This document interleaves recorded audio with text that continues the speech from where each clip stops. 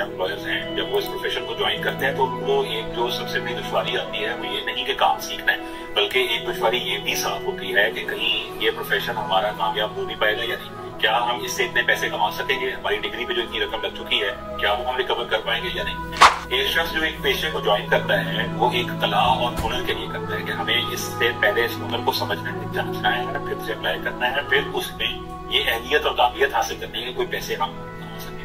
तो फिर सबसे अहम बात क्या है, हम इस प्रोफेशन को सीखने के साथ साथ एक बात जो बहुत अहम है वो ये कि we should remain motivated to in the profession. हमने ग्राउंड नहीं छोड़नी, हमने फील्ड नहीं छोड़नी।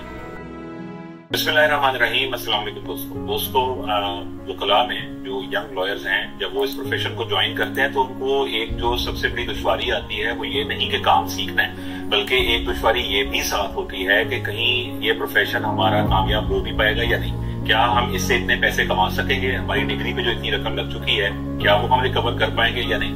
ये एक बिजनेसमैन थिंकिंग है कि हमने डिग्री पे चूंकि पैसे लगाए हैं तो वो हमारे कब तक पूरे हो जाएंगे, हमें कितनी आमदन बचेगी, कितनी हम कमाएंगे। इस तरह के जो सवालात हैं वो महज आपको इस प्रोफेशन में परेशान करने के अलावा और कोई फायदा नहीं देगा। एक शख्स जो एक पेशे को ज्वाइन करता है वो एक कला और हुनर के लिए करता है कि हमें इससे पहले इस हुनर को समझना है, जांचना है, फिर से अप्लाई करना है, फिर उसमें ये अहलियत और काबिलियत हासिल करने के कोई पैसे हम कमा सकें। अगर आप पहले ही दिन इस पेशे को इसलिए अप्रोच कर रहे हैं कि ये जैसे उसी तरह से पे बैक करता है जैसे एक बिजनेस करता है, तो उसका जवाब नहीं है। अगर आप इस प्रोफेशन को इसलिए ज्वाइन कर रहे हैं कि इससे फौरन हम गाड़ी बंगले बना सकें, तो इसका जवाब भी नहीं है। उसकी वजह ये है कि कोई भी प्रोफेशन, चाहे आर्किटेक्चर का हो, डॉक्टरी हो या इंजीनियरिंग हो या वकालत हो, यानी जिसमें किसी तरह के फन और किसी तरह के हुनर की जरूरत होती है, तो उन प्रोफेशंस में पहले काफी टाइम लगाना होता है। जैसे एक डॉक्टर जो है वो हाउस जॉब करता है, पहले वो इतनी बड़ी डिग्री लेता है, इतने मार्क्स हासिल करता है, बहुत मेहनत करता है, फिर बेचारा कोशिश करता है उसे हाउस जॉब मिल जाए, थोड़े से पैसे हाउस जॉब में मिलते हैं। फिर अगर उसने कोई फील्ड ले लिया है तो अपनी सर्जरी की अगर उसने कोई फील्ड ली है तो हंड्रेड्स ऑफ सर्जरीज जो है वो कंडक्ट करता है और उसके बाद वो इस काबिल होता है कि उसे हम सर्जन कह सकते हैं। तो उसमें ना वो उफ करता है ना इस अपने पेशे को तुफ करता है।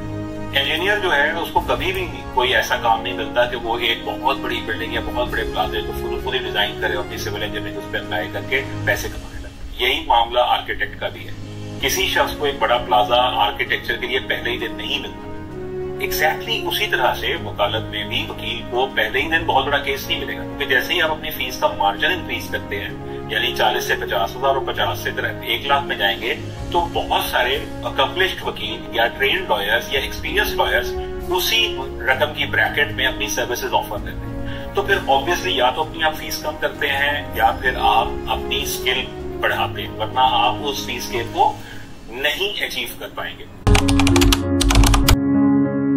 तो फिर सबसे अहम बात क्या है, हम इस प्रोफेशन को सीखने के साथ साथ एक बात जो बहुत अहम है वो ये कि we should remain motivated to in the profession. हमने ग्राउंड नहीं छोड़नी, हमने फील्ड नहीं छोड़नी। हम जितनी देर इस मैच में पिच पर रहेंगे उतना हुनर, उतनी कला, उतना तजुर्बा, उतना एक्सपीरियंस हमें हासिल हो जाएगा। तो ये एक छोटी सी बात थी कि इस प्रोफेशन में मोटिवेटेड रहना सबसे बड़ा काम। और मोटिवेटेड रहना जो है उसमें कैसे रहा, देखिए जब हम पैसे कमाने की बात करते हैं तो हम ये कहते हैं कि इस प्रोफेशन ने कुछ हमारा बनाया नहीं, या इस प्रोफेशन ने हमारे लिए एसेट बिल्डिंग नहीं की, हमें गाड़ी नहीं मिली, बंगला नहीं मिला, मोटर बाइक नहीं मिली, हम इससे पैसे नहीं जमा करते। तो अगर हम ये सोचें कि जो लोग ये पैसा कमा रहे हैं उससे उनको अपना कुछ बेचना भी नहीं पड़ा, ऐसा तो नहीं हुआ कि माँ की अंगूठी आपको जाके बेचनी पड़ी हो, बहन का कोई जेवर बेचना पड़ा हो, बाप की कोई मोटर बाइक बेचनी पड़ी हो, तो अल्लाह का शुक्र है कि आप बाहर निकलते हैं, you are an accomplished lawyer. ये आपकी काबिलियत है कि आप बाहर निकले, आपने थोड़े ही पैसे कमाए भले, लेकिन वो पैसे आपके लिए इतने जरूर हैं कि उससे आपका गुजर बसर हो रहा है। तो आपने इस प्रोफेशन में अगर 2 साल गुजारनी है तो 2 साल में आपका कुछ बिका भी नहीं है। It means that profession is giving you should remain motivated by looking what you are having in the field, जिससे आपका रोजमर्रा का खर्चा भी चल रहा है। अगर ये चल रहा है तो as a young lawyer you are successful. ये बहुत बड़ी सक्सेस है। अपनी सक्सेस को कभी भी आपने 25 साल एक्सपीरियंस वाले वकील के साथ कंपैरिजन में नहीं देखा। आपने ये देखना है कि अगर मैं ये पेशा मुझे इतने पैसे दे रहा है कि मेरा गुजर बसर भी हो रहा है शुरू वाले सालों में, तो इट मीन्स कि अगर आपने कुछ बनाया नहीं है तो उसने आपका कुछ बिकने भी नहीं दिया। This profession is working for you.